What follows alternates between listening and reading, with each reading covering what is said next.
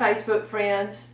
Thank you so much for joining Catherine Pierce, Supper Time in the South cooking video.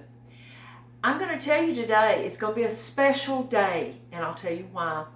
I'm getting ready to celebrate my mother's 90th birthday. 90, y'all. 90. She's just as beautiful as she was when I was born. No wrinkles, absolutely none. And you know what she says about it and how to prevent wrinkles? H2O, drink plenty of water. She doesn't even put water on her face. I kid you not. She's beautiful.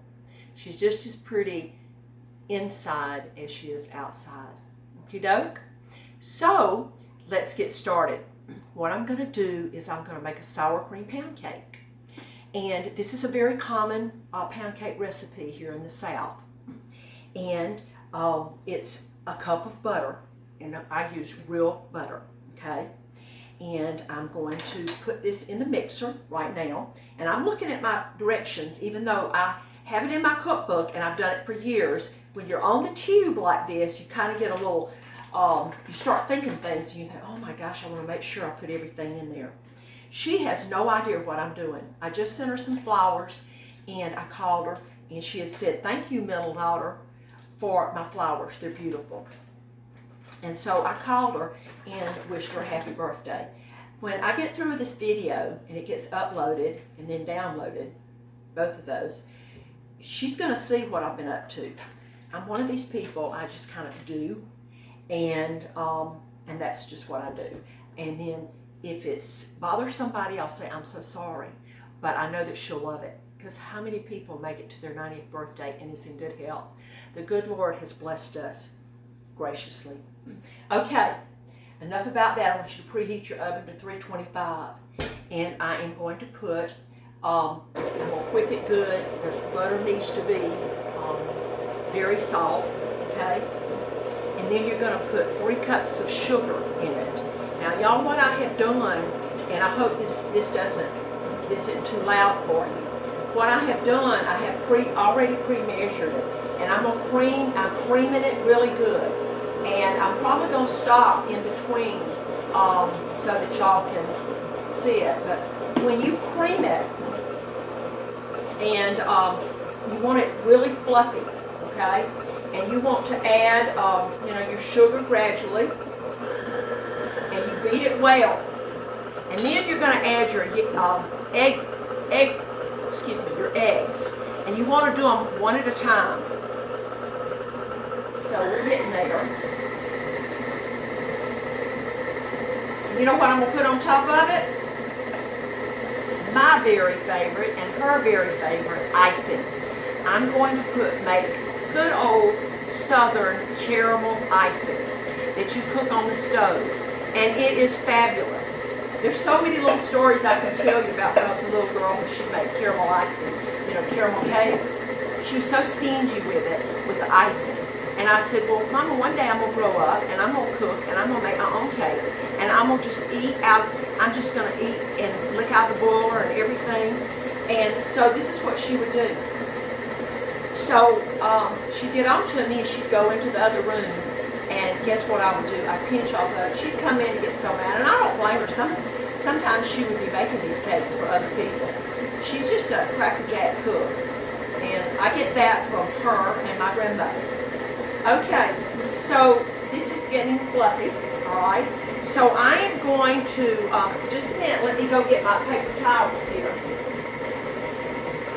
I cannot stand to have egg yolk on my counter. So I put the shells on it. So I'm going to put the eggs in one at a time, and there's going to be 6 eggs. So we've got a cup of softened butter, and you cream that. 3 cups of sugar.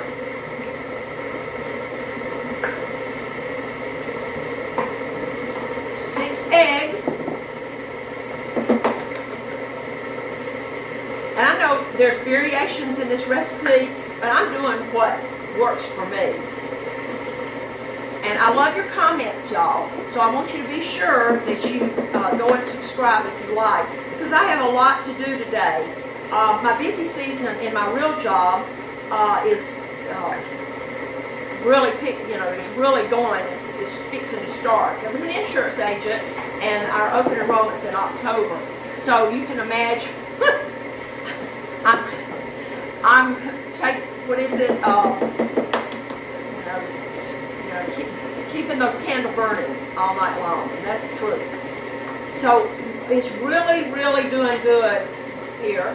And the reason I crack them one at a time, you never know. I don't care if you get an egg, your eggs at the grocery store, or from someone that has chickens. You need to crack them open and make sure that they're good eggs and you don't get shells in them. Oh my gosh, that is the #1 pet peeve of mine or anybody's. Okay, here we go. So we have got the eggs in there. I'm going to rinse my hands.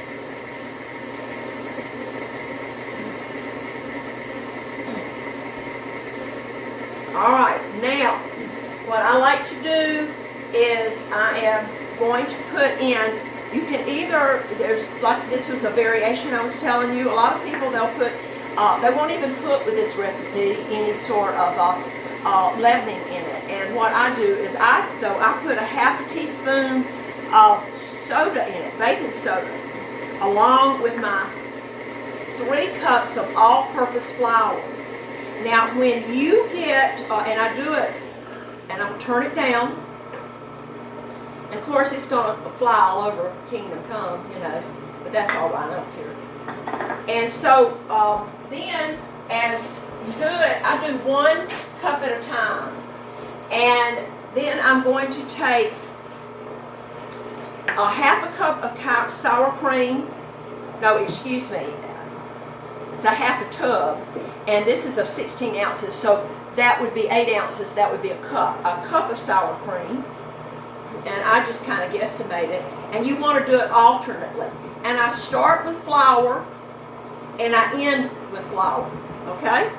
Because that is the better way to do it. And I can't wait to tell you about this thing here, this decanter, what's in it. And I'm going to tell you also while the cake is baking, I'm going to tell you how to do this. This is vanilla flavoring. And I have that in my cookbook. Let me get you some more flour in here. I have that in my cookbook, and it has lasted in that jar. It's indefinitely. You wouldn't believe how many years it is, and I'll tell you everything about it. And you go, oh gosh. Well, it is a wonderful thing. Vanilla flavoring, I am not going to pay the price at the grocery store. There's no rhyme or reason why you need to do that. You just need to invest in a few vanilla beans. But let's stop right there. I'm going to get this done. Okay, I've already put in 2 cups of flour, and now I have already reached my cup of sour cream. We'll put that to the side. And remember I said that I was going to put 3 cups of all-purpose flour, and I was also going to put a ½ cup of baking soda. There it is. And then I've got 1 more cup of flour. And then, guess what we're going to do? We're going to put some of that vanilla flavor in it. Now, let me just tell you, with pound cakes, you can put any kind, almond flavoring is one of my very favorite flavorings. You can make that as well, and I'm going to show you in another video how to do that. And also lemon flavoring. Instead of buying all of this artificial stuff, I wouldn't. You want to do the real thing that makes your cakes and everything just wonderful with a better flavor. And you need to clean off the ends and scrape down here and make sure you get everything really done, really mixed thoroughly. All right, and then I have what we're doing here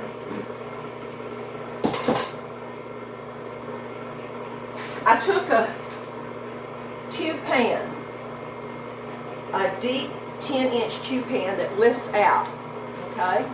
Now I have greased it, and then I put in parchment paper, and you can use wax paper. Parchment paper, then I put it in there and I grease it, and then I flour it just a little bit. You're not going to have any problem with it sticking. Not one bit. I've never had one come out looking tacky.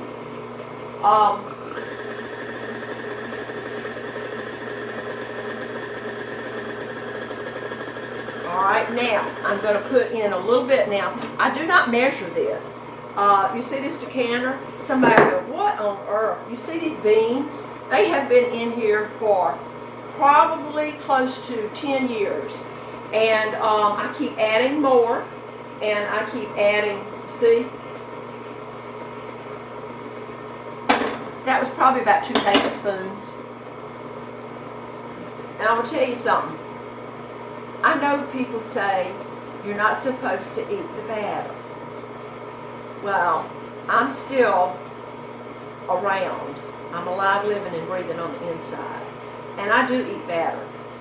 I don't eat very much of it.